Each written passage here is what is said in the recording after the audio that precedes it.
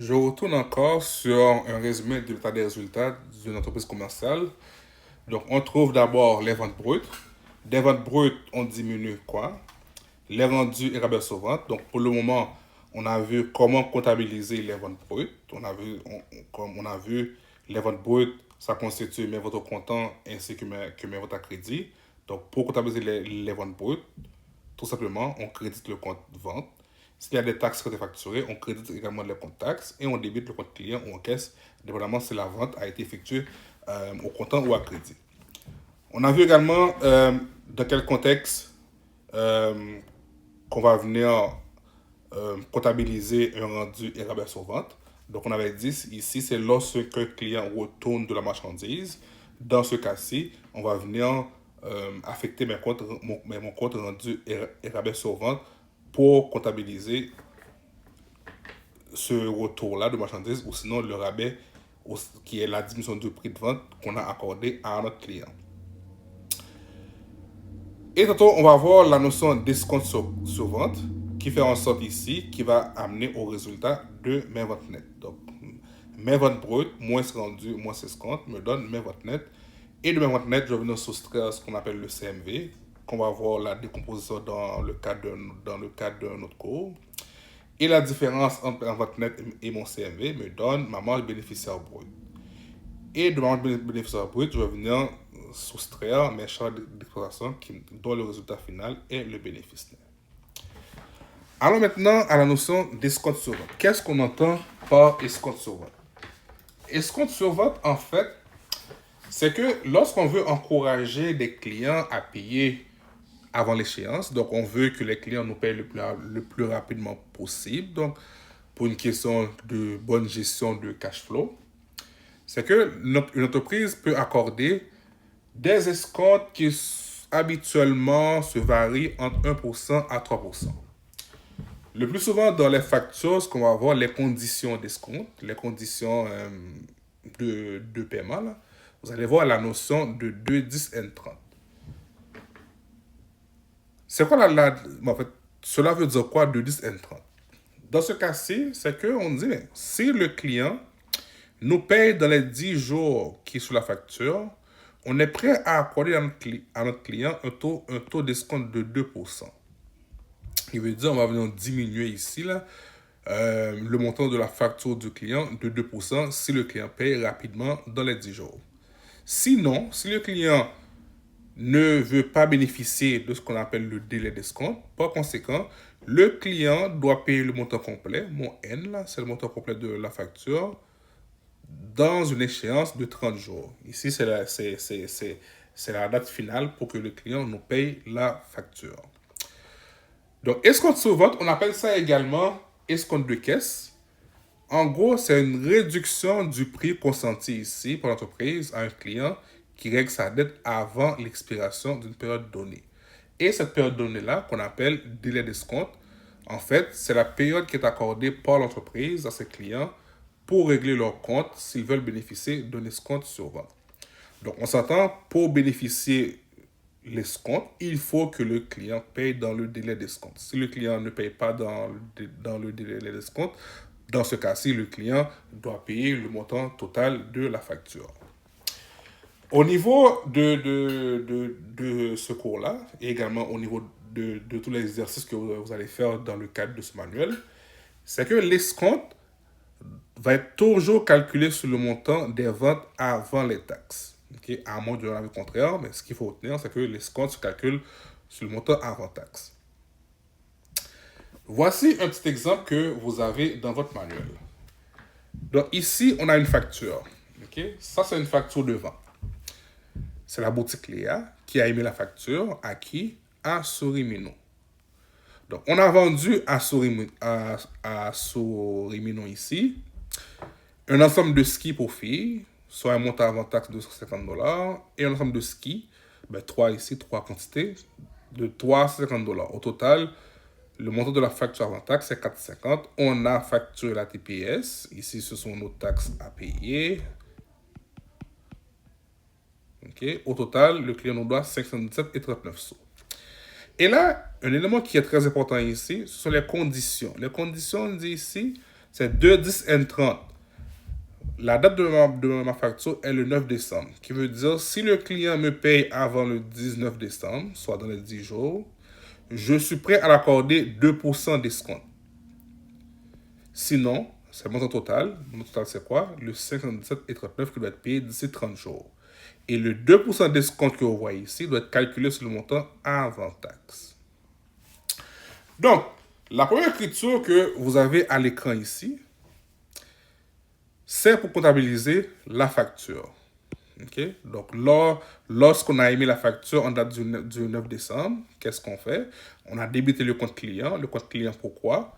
Parce que on accorde un délai à notre client pour payer. Le client ne paye pas immédiatement. Par conséquent, le compte client va être débité du montant total de la facture, soit 517,39 sous. Ça, c'est le montant que le client nous doit. Ça dit que le client nous doit ce montant-là. Donc, pour quelle raison que le client nous doit ce montant-là? Parce qu'on a effectué une vente. Une vente de marchandises va être comptabilisée dans mon compte vente.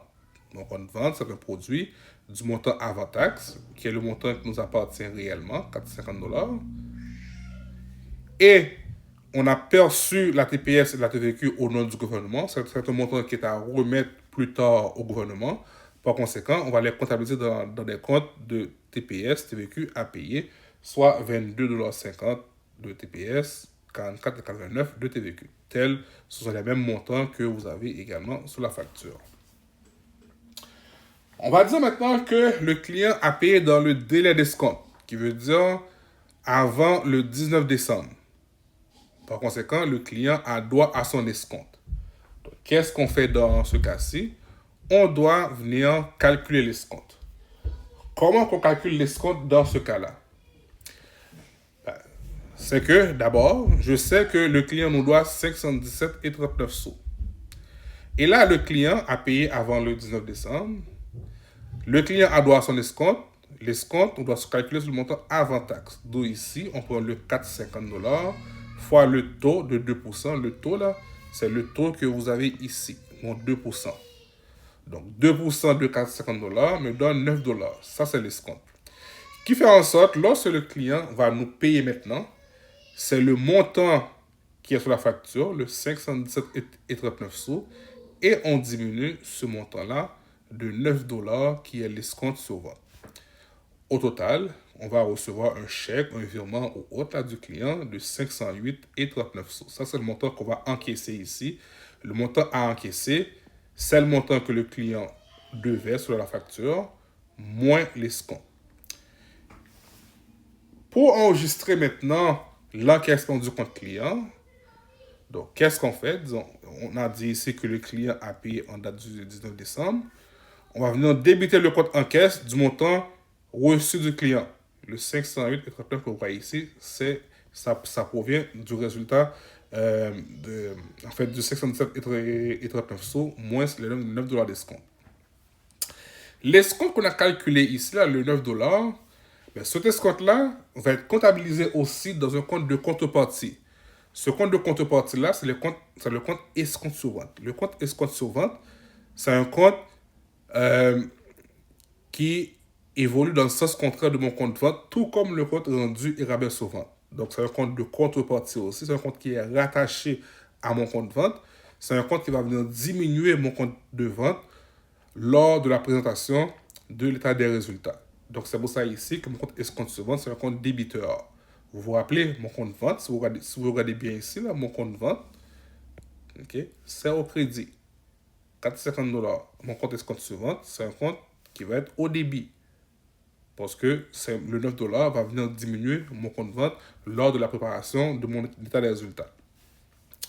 Et maintenant, le fait que le client nous a payé la facture au total, par conséquent, le compte client va être crédité de 517,39 sous.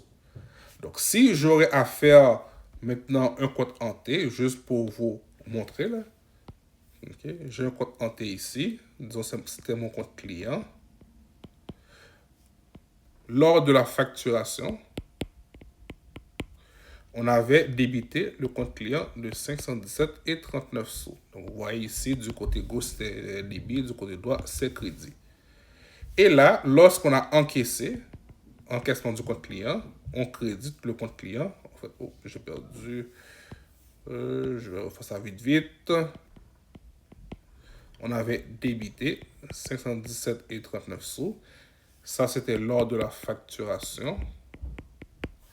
Et lors de l'encaissement, donc, on avait crédité le compte client 517,39 sous. Ici, c'était mon encaissement. Qui fait en sorte, à la fin, le compte client affiche un solde de 0. Donc, c'est ce qu'on voit ici. Mon compte client a été débité pour 517,39 sous. Là, le client paye. Je le crédite du montant que le client nous devait. Donc, est-ce que le client a payé 517,39 sous? La réponse est non. Le client a payé 508,39 sous, mais nous, on a accordé un escompte de 9 dollars à notre client. Si le client ne payait pas dans les 10 jours, qui veut dire que le client n'a pas profité de son délai d'escompte. Puisqu'il n'a pas profité de son délai d'escompte, tout simplement, le client va payer le montant complet de la facture. D'où l'écriture dans ce cas-ci qu'on aurait à faire lors de l'encaissement. Ici, c'est la même écriture lors de la facturation. Lors de l'encaissement maintenant, donc vous voyez ici, le client paye le 2 janvier. Là. Le client a payé après le 19 décembre. Mais lors de l'encaissement, tout ce qu'on fait, c'est de débiter en caisse du montant total de la facture et créditer le compte client du montant qu'il nous devait. Donc ça, donc vous voyez, ça vous présente la différence ici, là, lorsque le client bénéficie de son escompte et lorsque le client ne paye pas dans le délai d'escompte. Une autre notion qui est importante aussi, c'est ce qu'on appelle la réduction du prix de vente. Il faut faire la différence entre escompte sur vente et réduction du prix de vente. L'escompte sur vente, c'est une réduction qui est donnée après une vente lorsqu'un client paye sa facture et que les conditions de paiement sont accordées. Donc, vous voyez ici, l'escompte est accordé avec des conditions. La condition ici, c'est que le client paye avant le délai qui est fixé. Par exemple, dans l'exercice qu'on veut faire tantôt, donc le délai d'escompte était de 10 jours. Si le client paye avant le délai d'escompte, le client aura droit à son 2%. La réduction ici du prix de vente, c'est un peu différent. La réduction du prix de vente, c'est lors de l'émission de la facture. J'imagine que vous avez déjà vu ce genre d'affiche-là. Si vous achetez un article, le second article est à moitié prix, est à 50%. Donc ça, c'est une réduction du prix de vente. Ce n'est pas un escompte sur vente ici. Qui fait en sorte, lorsque c'est une réduction du prix de vente, la réduction se fait au moment de la facturation. Et la taxe se calcule sur le montant après la réduction du prix de vente.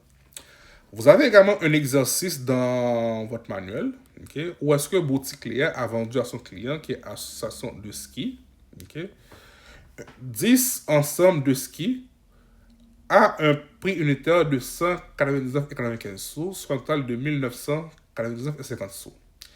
Et là, Boutique Léa décide d'accorder à son client 10% de rabais, une réduction de prix, une réduction sur facturation.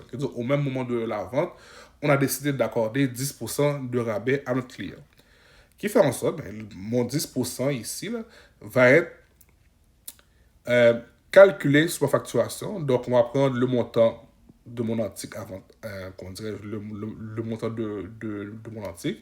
Et là, je soustrais le 10% qui est le 149,95 sous. Donc, le total avant taxe ici, c'est 1749,55 sous. Et c'est sur ce montant-là qu'on va venir calculer la TPS et la TVQ.